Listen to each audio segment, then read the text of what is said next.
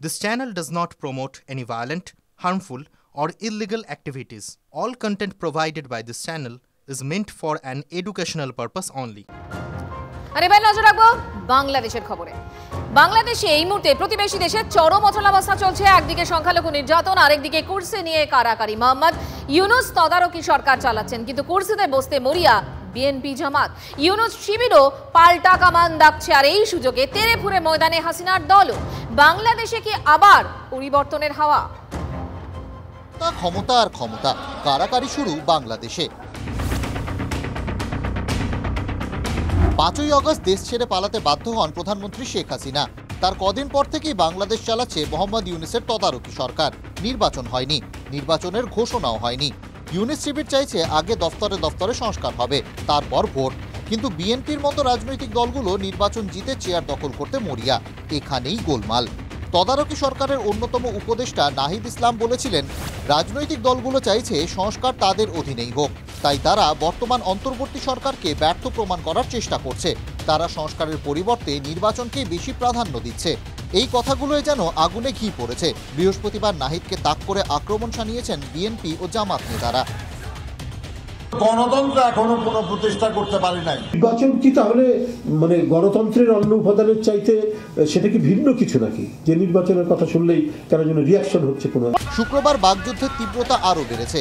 উপদেষ্টারা কোনো কাজের নয় বলে খোলাখুলি সমালোচনায় মেতেছেন বিএনপির নেতা মাহমুদুর রহমান মান্না।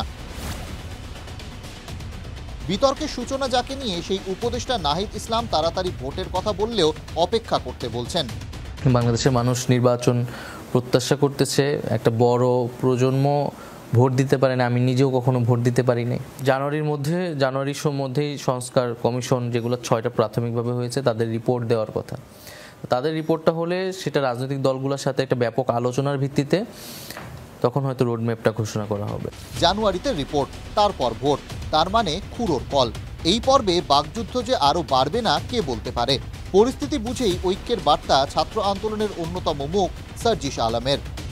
ইউনূস শিবির, বিএনপি ও জামাতের এই দড়ি টানাটানি সুযোগে মাঠে নেমে পড়েছে হাসিনার দলও। হাসিনাকে ফেরানোর দাবিতে শুক্রবার ঢাকা, চট্টগ্রাম, ধানমন্ডিতে মিছিল করেছে ছাত্রলীগ। তাৎপর্যপূর্ণ ঘটনা, এই মিছিলে কেউ বাধা দেয়নি। আবার জয় বাংলা পোস্টার ফিরেছে বাংলাদেশের দেওয়ালে।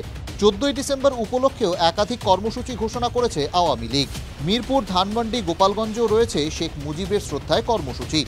ছাত্র আন্দোলনের মুখ সার্জিসের এই আক্ষেপই কি বুঝিয়ে দিচ্ছে না হাওয়া আবার একটু একটু করে ঘুরছে বাংলাদেশে? Bureau report, TV9 Bangla. গৃহযুদ্ধ সামলাতে পারছে না বাংলাদেশ। এদিকে ভারতের বিরুদ্ধে যুদ্ধের জিগির। আগে এক প্রাক্তন সেনাকর্মী 4 দিনে কলকাতা দখলের হুমকি দিয়েছিলেন। 4 দিন তো কবেই পার হয়ে গিয়েছে। আবার এক বিএনপি নেতা ভারতকে হুমকি দিলেন। বাংলাদেশিদের হাতে হাতে রাইফেল তুলে নেওয়ার নিদান ওই নেতার। বাংলাদেশ কি কট্টরপন্থীদের হাতেই চলে যাচ্ছে? 2011 সালের গান। বাংলাদেশের শিল্পী অর্ণব ত্রিপুরা কি এই বাংলাদেশ চেনানোর কথাই বলেছিলেন? কট্টরপন্থীদের বাংলাদেশ, মৌলবাদীদের বাংলাদেশ। দেশের মানুষ বাজারে গিয়ে হাতে ছ্যাঁকা খাচ্ছে, আধপেটা খেয়ে দিন কাটাচ্ছে। সেদিকে কারো খেয়াল নেই। নেতাদের মুখে শুধু যুদ্ধের জিগির, হাতে হাতে বন্দুক তুলে নেওয়ার নিদান।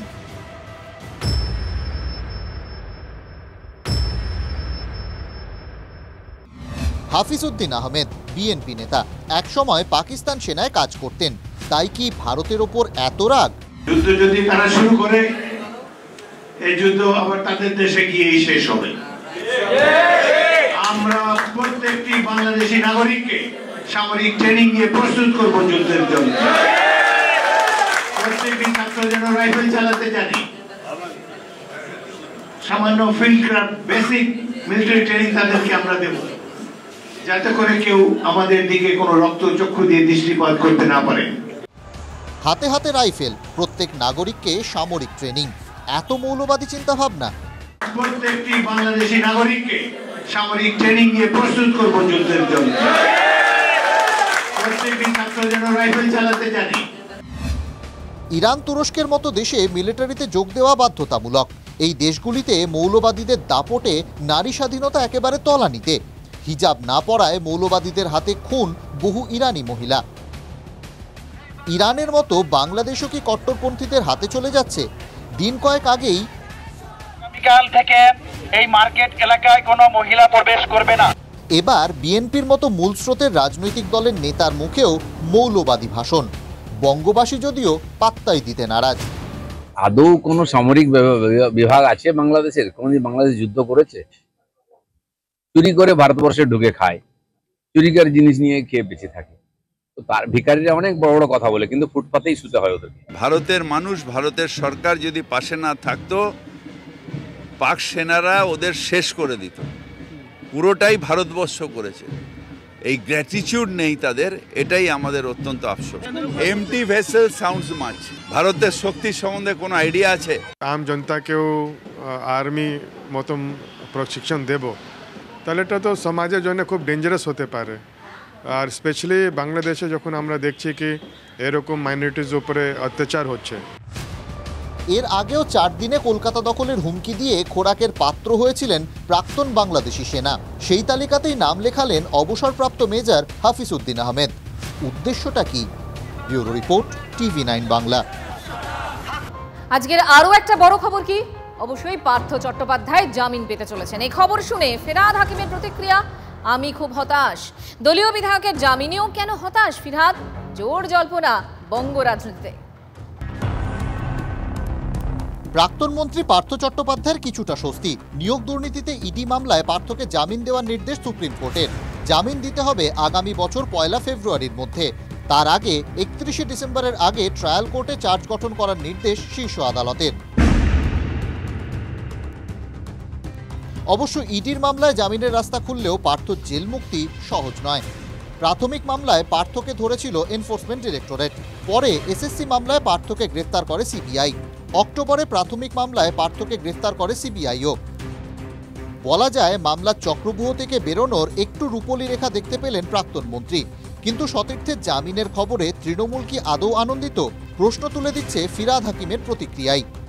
এটা নিয়ে আমি কিছু বলবো না। I am very disheartened. দলীয় বিধায়কের জামিনেও কেন হতাশ ফিরহাদ? ঘটনাচক্রে হতাশার কথা উঠে এসেছে দিলীপ ঘোষের গলাতেও।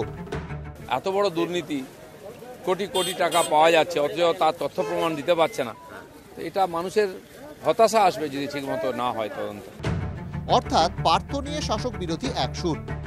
ফিরহাদ হাকিমের ঘনিষ্ঠ মহল সূত্রে খবর, তিনি যেটা মূলত বলতে চাইলেন, পার্থ চট্টোপাধ্যায়ের জামিন হোক বা না হোক এই বিষয়ে দল আর কোনো গুরুত্ব দিচ্ছে না, কিন্তু পার্থ চট্টোপাধ্যায়ের ভূমিকার জন্য দল ব্যাপকভাবে বেকায়দায় পড়েছে।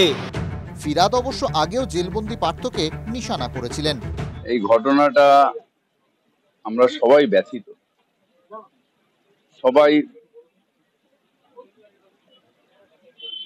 সবার মনের মধ্যে একটা চাপ। এই ঘটনা আমরা কেউ এক্সপেক্ট করিনি। আমরা লজ্জিত।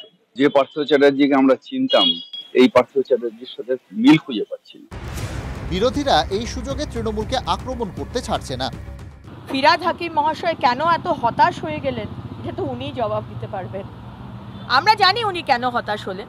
তৃণমূলের আভ্যন্তরীণ রসায়ন তৃণমূলই বলতে পারে, কিন্তু এটা বোঝা যাচ্ছে যে আর যাই হোক, তৃণমূল কংগ্রেসের আইন বিচার ব্যবস্থার প্রতি কোনো আস্থা নেই।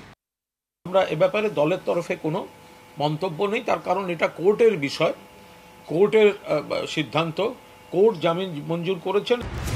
জেল থেকে বেরোনোর পর বিধায়ক হিসেবে থাকতে পারবেন পার্থ, কিন্তু মন্ত্রী হওয়া যাবে না বলে দিয়েছে supreme court. Bureau report, TV9 Bangla.